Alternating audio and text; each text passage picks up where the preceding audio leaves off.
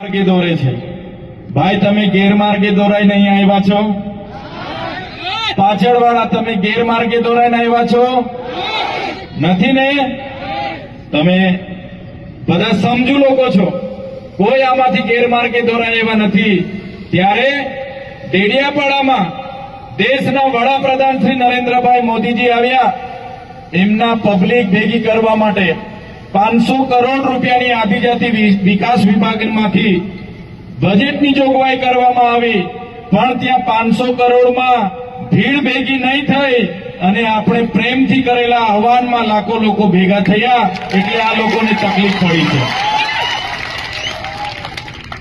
એમને હતું કે ભાઈ આદિવાસી વિસ્તારમાં તો એક ચૈતર વસાવો છે, તે બધાને જાગૃત કરે છે, ભેગા કરે છે, એમની લડાઈ લડે છે, અધિકારોની વાત કરે છે, ખેડૂતની વાત કરે છે, વિદ્યાર્થીઓની વાત કરે છે, મહિલાઓની વાત કરે છે, કર્મચારીઓની વાત કરે છે।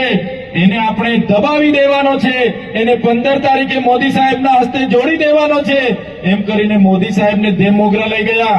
દેવમોગરાથી નરેન્દ્રભાઈ મોદીને ડેડિયાપાડા લાવ્યા, પણ આપણે એક એલાન કર્યું કે અમે 1 લાખથી પણ વધારે લોકો નેત્રંગમાં ભેગા થશું અને બધા પ્રેમથી 1 લાખ પણ વધારે લોકો નેત્રંગમાં આવ્યા। આ આપણી તમારી અમારી બધાની તાકાત છે। આપણે એ મંત્રી અને એમના સાંસદો જેવા એમની પાર્ટીના બોલતા પોપટ નથી।